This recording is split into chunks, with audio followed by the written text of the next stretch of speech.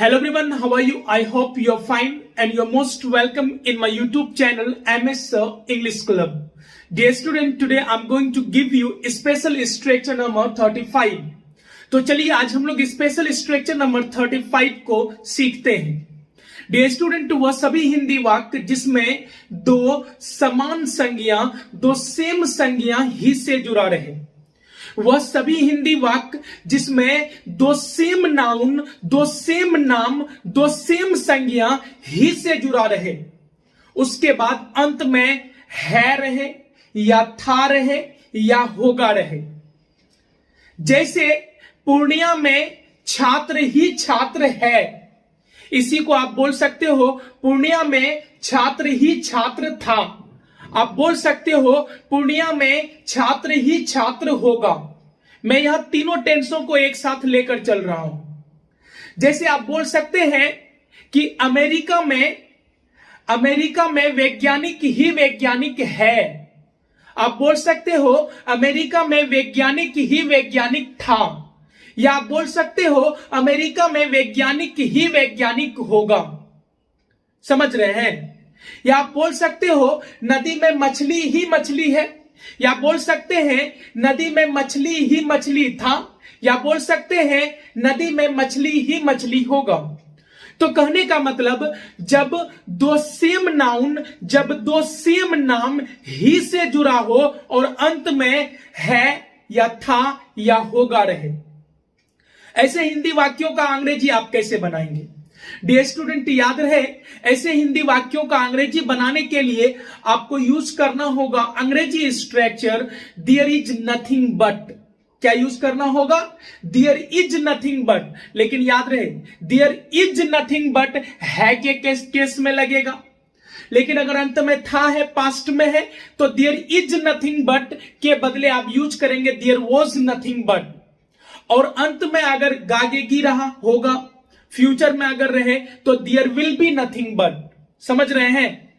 तो याद रहे जब दो नाउन ही से जुड़ा हो, अंत में है, तो देयर इज नथिंग बट। दो सेम नाउन ही से जुड़ा रहे, अंत में था, देयर वाज नथिंग बट। दो सेम नाउन ही से जुड़ा रहे, अंत में गा, there will be nothing but. उसके बाद क्या करेंगे? उसके बाद वही जो दो सेम नाउन ही से जुड़ा है, उसके बदले एक वर्ड, एक इंग्लिश वर्ड आप उसके आगे रख देंगे। पानी ही पानी, तो वाटर वाटर नहीं, सिर्फ वाटर यूज करेंगे। जंगल ही जंगल, फॉरेस्ट फॉरेस्ट नहीं, सिर्फ फॉरेस्ट यूज करेंगे। मतलब दो सेम नाउन के बदले अंग्रेजी सिर्फ एक नाउन को डिमांड करता है, सिर्फ एक नाउन लेता है। मछली ही मछली, तो फिश फिश नहीं यूज करेंगे, फिश यूज करेंगे। यहीं पर कुछ स्टूडेंट क्या करता है कि स्टूडेंट के जगह स्टूडेंट्स कर देता है, फिश के जगह फिशेस कर देगा। मैं आपको बता दूं देयर इज नथिंग बट एक ऐसा वर्ड है, एक ऐसा फ्रेज है, एक ऐसा सेंटेंस है जो हमेशा सिंगुलर वर्ब लेता है।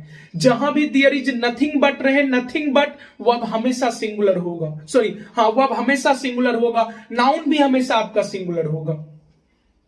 Any problem? चलिए, तो आप क्या करेंगे? नाउन को रख देंगे, इसके बाद जो रेस्ट है उसको रख देंगे। अब देखिए नदी में मछली ही मछली है, तो there is nothing but fish. देखिए नदी में मछली ही मछली है, तो हो जाएगा there is nothing but fish in the river. Rest को बाद में रख दिए हम। यहीं पर अगर होगा कि नदी में मछली ही मछली था, क्या हो जाएगा? था है, तो there was nothing but fish in the river. देखिए there was nothing but fish in the river. Any problem? नदी में मछली ही मछली होगा, तो there will be nothing but fish in the river.